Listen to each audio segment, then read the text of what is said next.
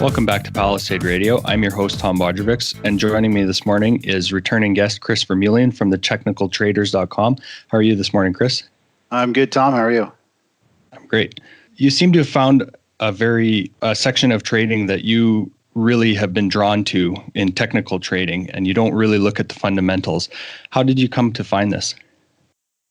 Yeah, well, I started trading when I was 16 in high school. And from there, I kind of worked my way through learning all the different aspects of trading. And my mindset as a kid was I want to become a CEO.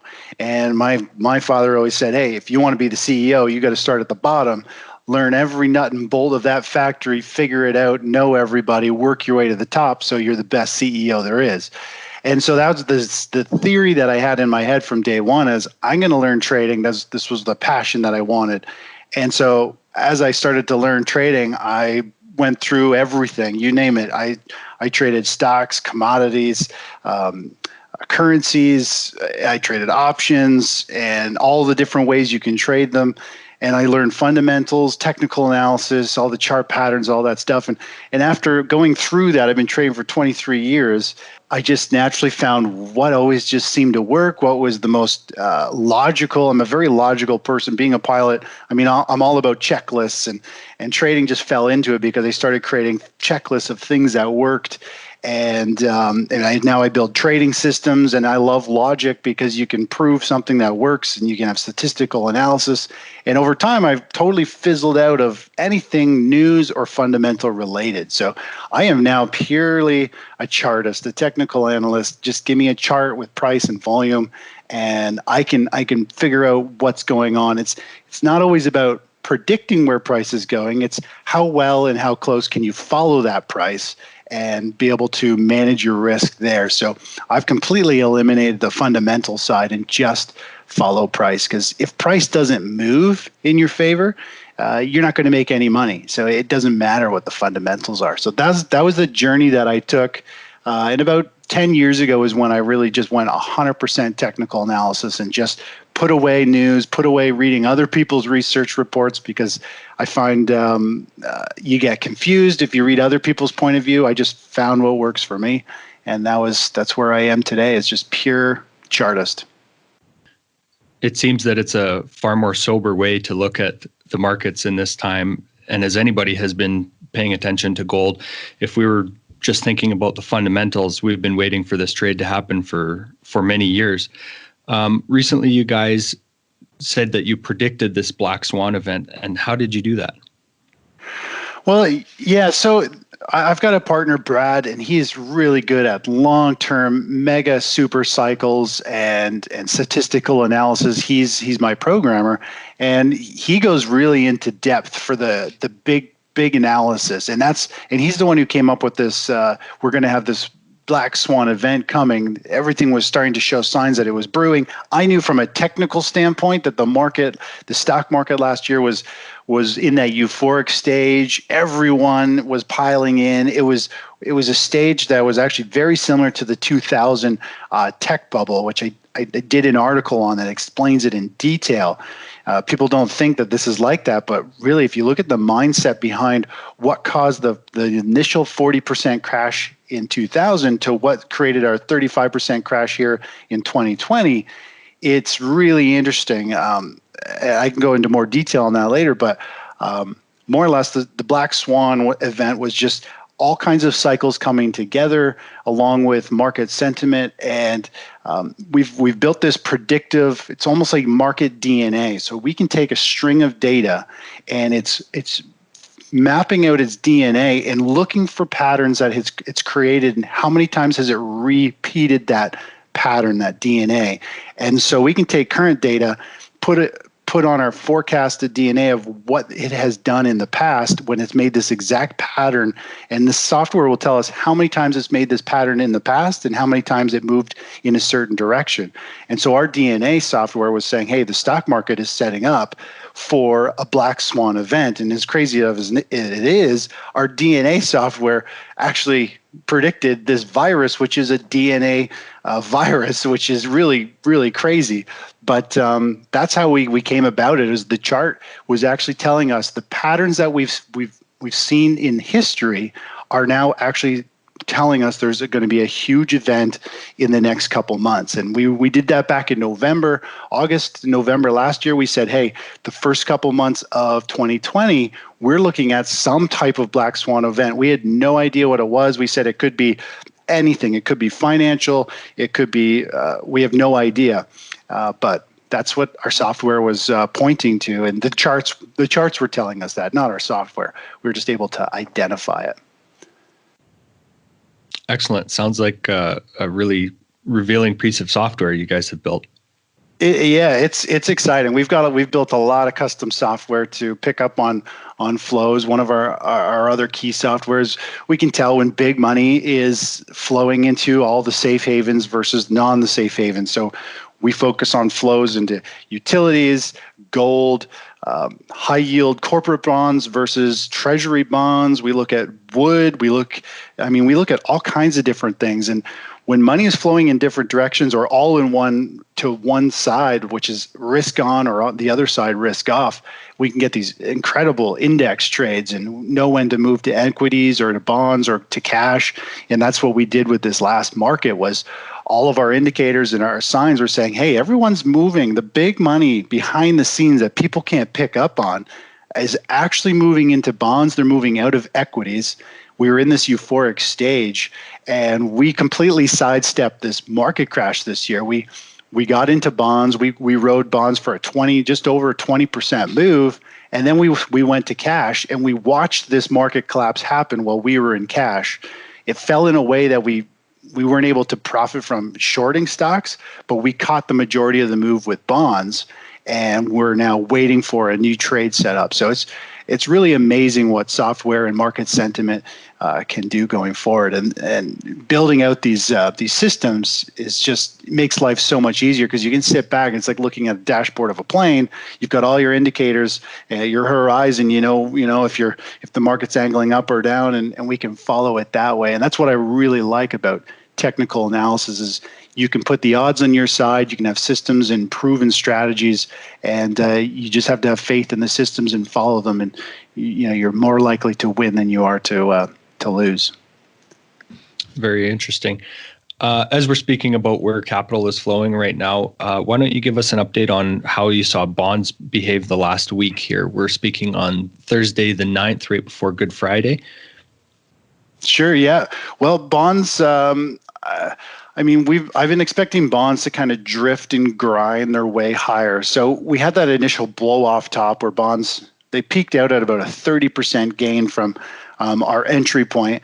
And the day before they peaked, we exited that trade because everything was saying, typically when bonds move 20%, almost always the next day or two, it tops and reverses and crashes. And so that was our reason for getting out of bonds. We're like, hey, bonds have made this 20% move. It's done it about 20 times in the past, and every time it has crashed afterwards. So we got out of bonds. It crashed 15% after that.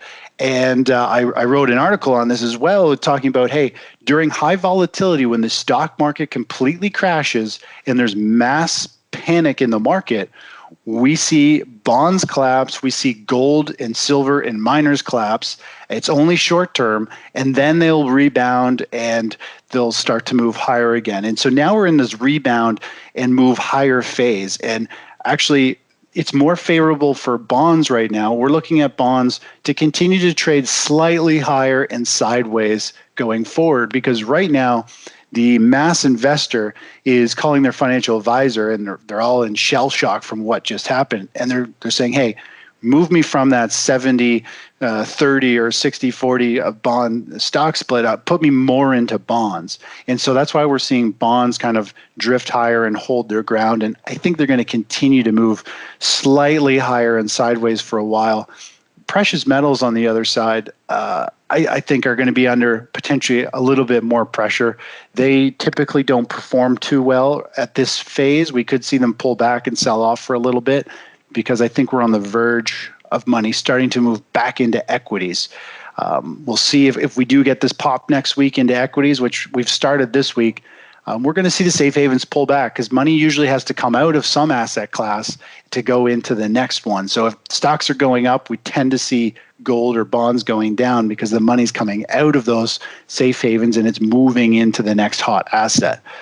So overall, I'm not very bullish on precious metals at this point. They're really ugly charts in terms of technical setups. The ranges are huge. Gold miners has got like a 20-30% range that it could move on any daily basis.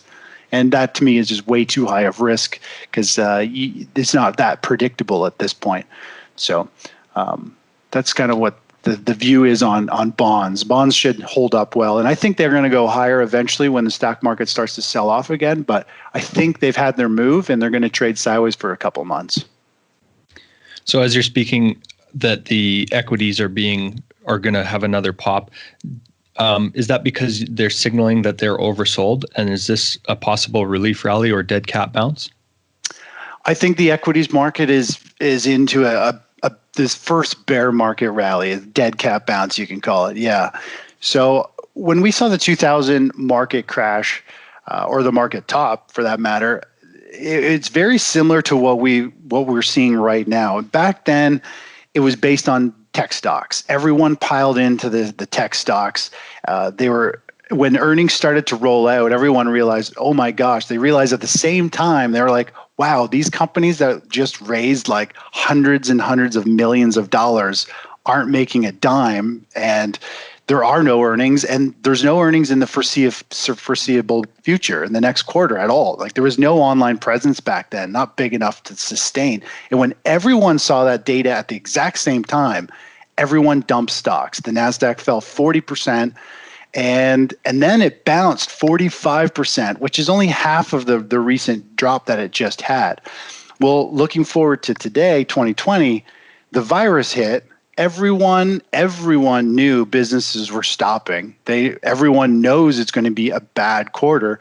Everyone just dumped all their shares. All the fundamental analysts, all the hedge funds, mutual funds, they're all rebalancing. And if they know there's going to be bad earnings, they got to follow their fundamentals. So they dump the stocks because they know they're going to be valued better later. And that's what created this 35% drop. And now stocks are having a bounce. The SP 500 is up 25% from the lows a couple of weeks ago. I still think it's going to bounce anywhere between 30 to 40%. So there's still more upside, but it's going to be, I think, short-lived. I think this virus is going to drag out longer, and we've had some good news on the virus. There might be some containment starting, so that's helping support prices. But this is going to drag out way longer than I think people think. And eventually this bounce is going to lose its momentum, form a little topping pattern on the daily chart, give us a beautiful setup to get an inverse ETF and catch the next leg down. And I think the stock market's going way lower. It's going to break the lows that we saw back in March, and it's going to go probably another 20 or 30% lower from that low. So there's going to be some amazing opportunities if this plays out.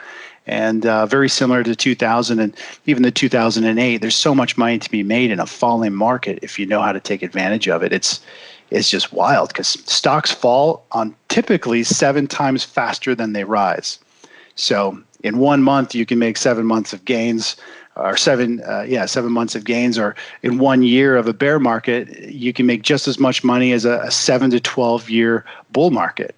So it's just, the opportunity is knocking on the door, and we're just waiting for this bounce to stall and start to roll over. And there's going to be blood in the streets. It's not good for the economy. It's not good for people. But if you know how to take advantage of it, you might as well. Of course, that's going to be devastating to see, and it's going to be hard to call. But do you have any idea on timing for that?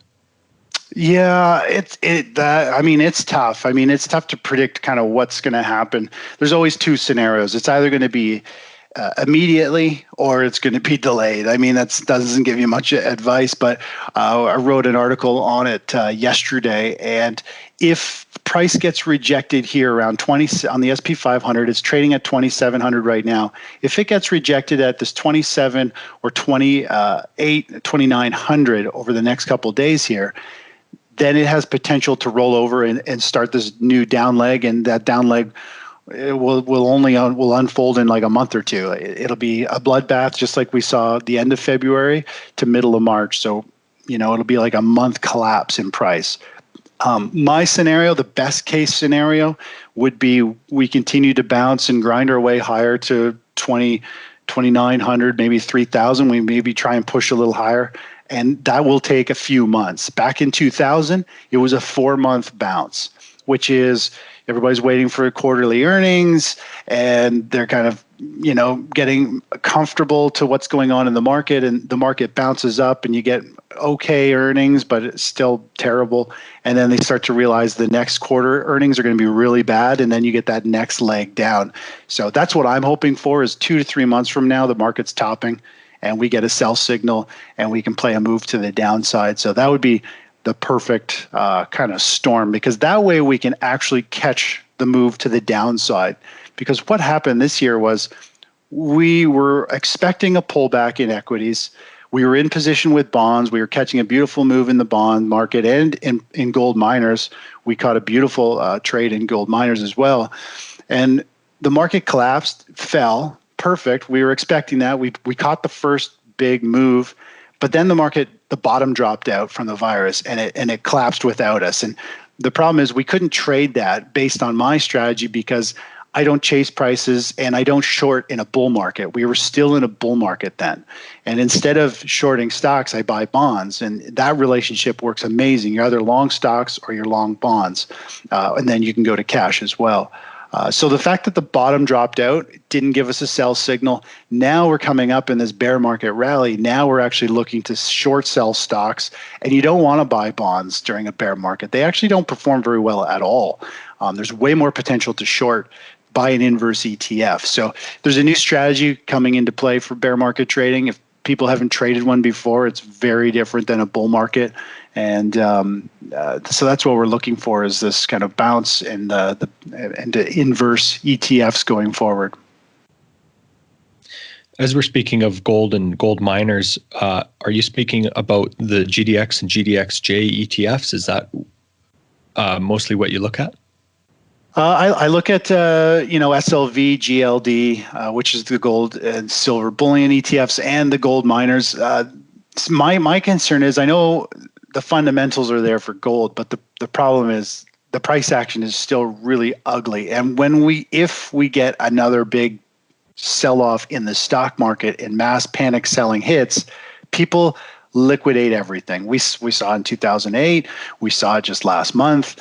It doesn't matter. Bonds fell 15%. Gold fell 15%. Silver fell, I don't know what it was, but it was brutal. Gold miners fell almost 60%. They just go out of favor.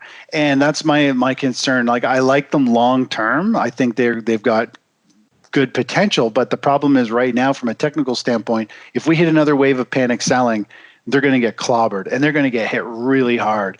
Gold is the best play out of them all. Gold, if you were to look at the weekly chart and zoom out years, gold is the only one that's broken out of its 6-7 year base. And it's clearly in a bull market, and that's why it's holding up and it's trading at its highs still. Silver, miners, they're all in their base, which means it's dead money. It's unpredictable. You don't want to be in them. As much as people were going bananas over silver down at $20, whatever it was, $12 an ounce a week or so ago. Yeah, it's a good deal, but I mean, you're trying to pick a bottom in a dead market. Yeah, it has a huge percentage to rally up to 19 or 20 to get to the upper end of its range. But to me, if you're looking at it from a more of a different trading standpoint, investing standpoint, silver and miners, I would just leave them until they fully break out of and start a bull market. Gold has been some of our best trades. You get into gold, it's had beautiful runs last year and this year, and that's where you want to be. You want to be in the leaders, not the laggards and the dogs, and that's what silver and miners are at this point. I mean, they're building a base. The bigger the base, the bigger the move down the road. It's awesome, but just right now, from this point of view, it's as an investor, you're holding on to something that could be in this range for years still potentially, which doesn't sound good, but I mean, that's the reality of it. When something's out of favor, it can be there for years, as we've seen already. So I'm hoping they'll break and rally to the upside. but they're not there yet. I think a lot of us are hoping that, Chris. Could you give us your thoughts on oil right now, and also share why the gold to oil ratio is important to us? Sure. So crude's obviously beat up real bad. It looks like it's putting in a significant bottom, very similar to the December 2018 bottom. I mean, price-wise, price pattern, everything is just kind of starting to scream that it's trying to put a bottom in. And we've seen a huge rally. It went from $19 a barrel to $29 a barrel over a 6-day period, a 50% rally in the last week and a half. I think a lot of that's based on it being oversold. There was a short squeeze, so anyone short the oil started to cover, and then these talks of Russia and Saudis potentially easing off on some of their production, and right now it's forming a nice bull flag. It's got lots of buying in crude, but everybody's been in limbo just waiting, and that chart looks ready to pop.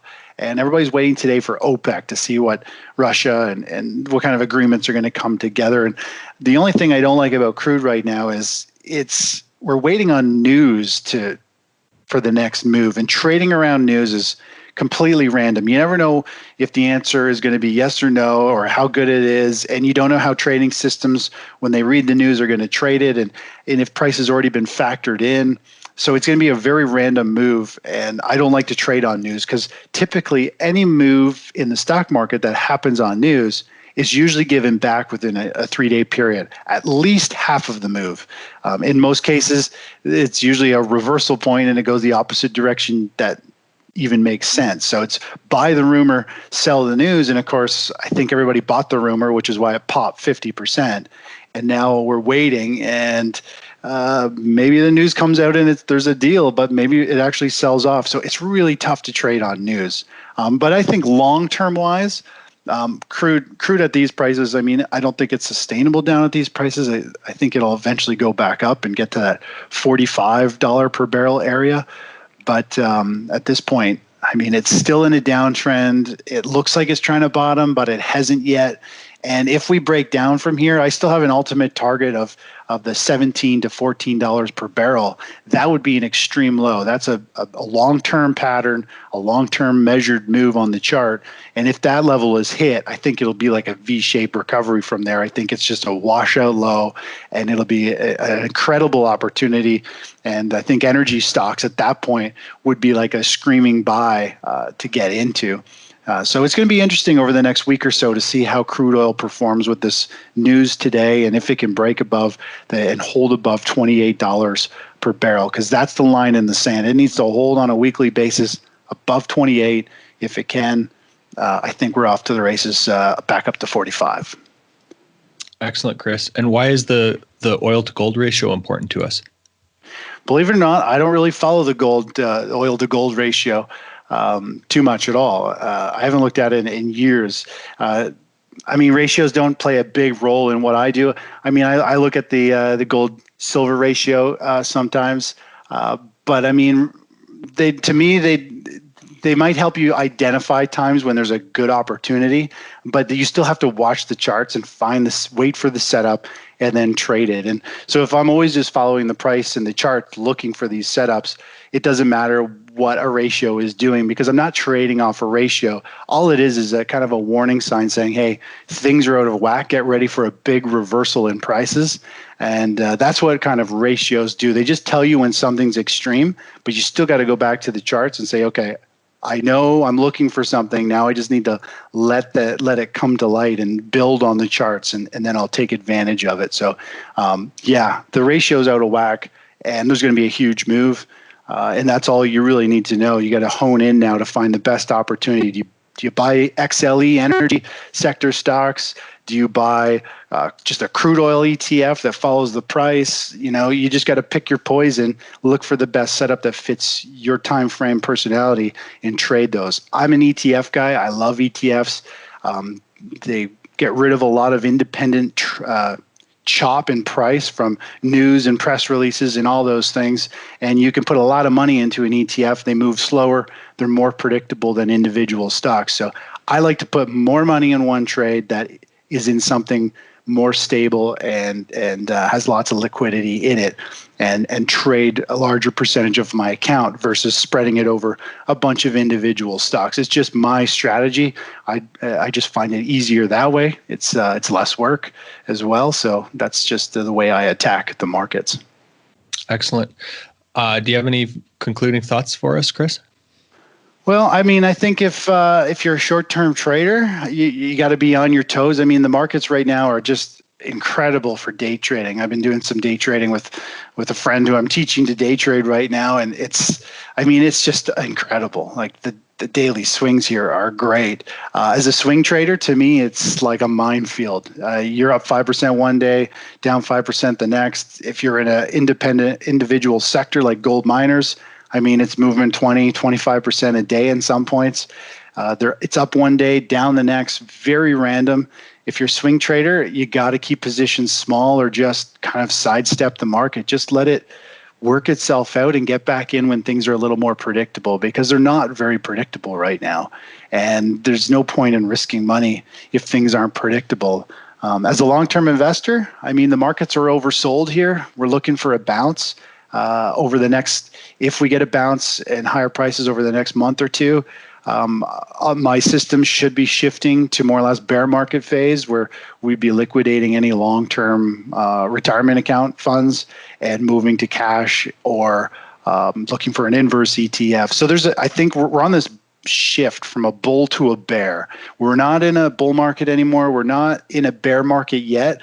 We're right in the middle, and where the teeter-totter is just kind of swaying, bouncing each way a little bit. We need more time to let the technicals and the fundamentals and all those things start to come into play, and for market sentiment to shift.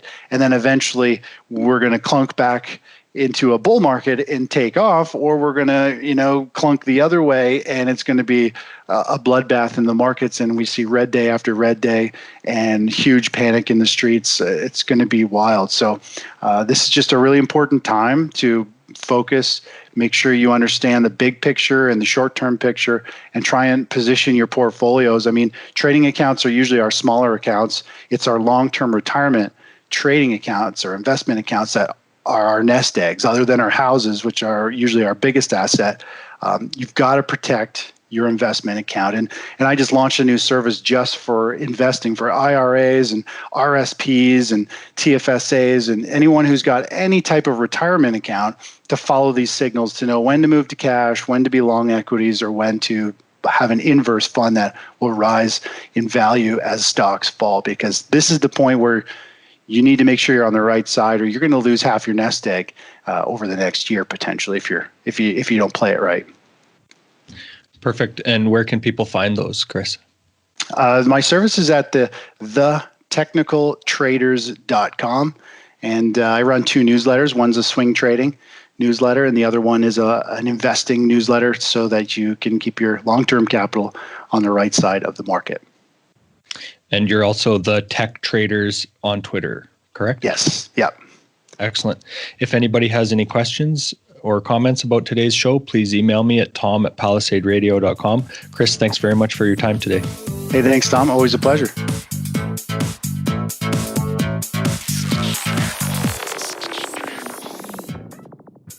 Think you understand the junior mining sector, and you think that the participants in the mining sector, junior mining sector, are good people and kind people, hit the bid. How violent that term could be, it actually could be quite violent. It could be a rip your face off uranium rally. And the world is always going to need raw materials. It's going to need copper and gold and nickel and so forth. Totally destabilized. Hey, Troll, did you hear what's going on in Yemen?